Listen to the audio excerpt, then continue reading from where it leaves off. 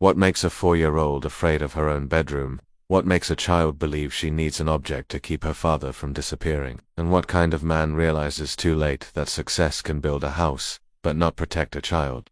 This is not a story about wealth. This is a story about attention. And the cost of noticing too late. Ethan Hale built his life on momentum. Meetings in 3 cities. Flights before sunrise. Deals that closed at midnight. He provided everything. Private schools. A gated estate. Security systems that cost more than some homes. But what he didn't notice was that his daughter had started asking him to stay on the phone until she fell asleep. 4-year-old Lily had always been fearless.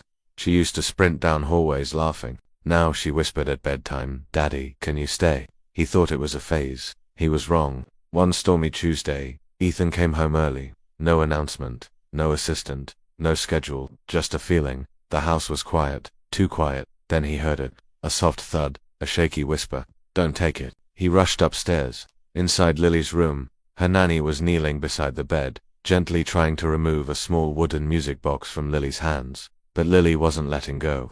She was gripping it like oxygen. "Daddy, don't touch it," she cried. "If you do, you'll disappear." And in that moment, Ethan's world shifted. The music box wasn't hers. No one bought it.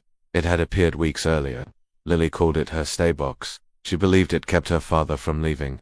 That night, Ethan listened closely as the melody played. Under the soft lullaby, there was something else, a whisper. "Be quiet, hold it, good girl." It wasn't imagination. It was recorded. Someone had planted fear in his child, carefully, slowly, intentionally. Security footage had been glitching, door locks malfunctioning, hallway cameras failing at night. And the house manager, someone trusted for years, had access to everything. Keys, codes, blind spots. But the real weapon wasn't access. It was manipulation. Someone had figured out the one truth about Ethan. He would move mountains for his daughter. So they created fear to control him.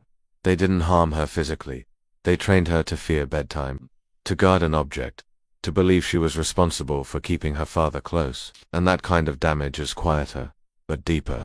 The confrontation came fast. Police questions. Evidence. The truth unraveled. This wasn't random. It was leverage. Because when you can't control a powerful man with contracts, you control his heart. But the real battle didn't end with an arrest. It began in therapy rooms. It began in quiet evenings. It began when Lily asked, "Did I do something bad?" And Ethan's voice broke as he said, "No, baby, love isn't bad." He sold the mansion, moved closer to family, installed systems he personally verified, reduced travel, restructured his company. Not because he lost money, because he almost lost something far more expensive. His daughter's peace. Healing wasn't dramatic. It was repetitive. Reading 2 books every night. Checking the closet when she asked. Sitting beside her bed even after she slept. One evening, months later, the power flickered during a storm. The room went dark. Ethan's heart jumped. But Lily didn't scream.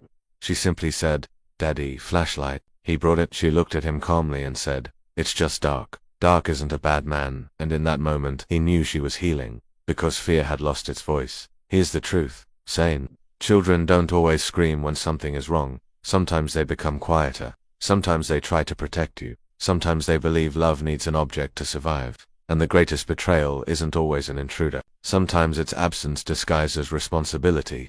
If you're building success, make sure you're not leaving silence behind. Because a child's peace cannot be purchased. It must be guarded with presence. If this story moved you, if it reminded you to notice the small changes, then stay with us. Because here at Vibe Central, we don't just tell stories, we tell stories that wake people